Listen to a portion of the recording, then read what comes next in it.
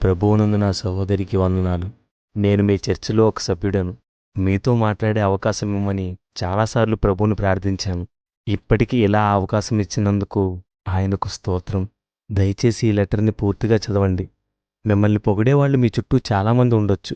ఏదో కోపంతో కారణం లేకుండా మిమ్మల్ని తిట్టేవారు కూడా ఉండి ఉండొచ్చు.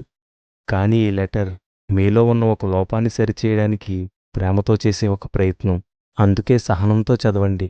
మీరు సంఘంలో పాటలు పాడుతూ, నేర్పిస్తూ, యవ్వనస్తులకు వాక్యం చెబుతూ ఒక ముఖ్యమైన పాత్ర పోషిస్తున్నారు. బోధించడంతో పాటు మాదిరి చూపించవలసిన సంఘం ఎదుట, ఎప్పుడు ఏ లోపం కనిపిస్తుందా అని మనల్ని పరిశీలించే లోకం ఎదుట మీ ప్రవర్తన ఎలా ఉందో ఎప్పుడైనా పరీక్షించుకున్నారా? ఆలోచించండి. మనుషులు పైరూపాన్ని లక్ష్య పెడతారు, దేవుడు హృదయాన్ని లక్ష్య పెడతాడని బైబిల్ చెప్తుంది. కానీ మిమ్మల్ని చూస్తుంటే మీరు దేవుడు లక్ష్యపెట్టే హృదయాన్ని విస్మరించి మనుషులు మెచ్చుకునే పైరూపంపైనే దృష్టి పెడుతున్నట్లు అనిపించింది. ఎందుకలా అనిపించిందో మీకు చెప్తాను. అవి హేతుబద్ధంగా అనిపిస్తే సరిచేసుకోండి. నిందించినట్లు అనిపిస్తే నన్ను క్షమించండి.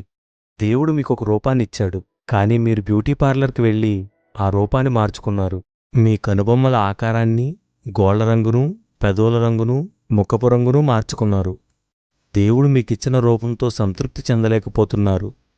దేవుడు ఎంతో ఆశతో, శ్రమతో మీ తల్లి గర్భంలో మిమ్మల్ని ప్రత్యేకంగా రూపించాడు. కానీ మీరు ఆయన సృష్టికి వంకలు పెట్టారు, దాన్ని మార్చారు. దేవుడు బాధపడ్డంటారా? దేవుడు లక్ష్యపెట్టని ఈ శరీరం కోసం మీ సమయాన్ని, ధనాన్ని వృధా చేస్తున్నారు. మీ అందాన్ని బట్టి గర్విస్తున్నారు. బైబిల్లో ఎన్నో వచనాలు మీ ప్రవర్తనని ఖండిస్తున్నాయి. ఆలోచించండి. తిమోతికి రాసిన మొదటి పత్రిక 2వ అధ్యాయం 9వ వచనం, క్రైస్తవ స్త్రీలు తగుమాత్రపు అంటే సభ్యతగల వస్త్రాలు ధరించాలి అని చెప్తుంది. మీ వస్త్రాలు ఎలా ఉన్నాయి? సభ్యతగా ఉన్నాయా? స్టైలిష్గా ఉన్నాయా? పరిశీలించుకోండి. ఇలా మాట్లాడుతున్నానని ఏమీ అనుకోకండి. మీకు ఒక అన్నయ్యగా ఎంతో బాధతో ఇలా మాట్లాడుతున్నాను.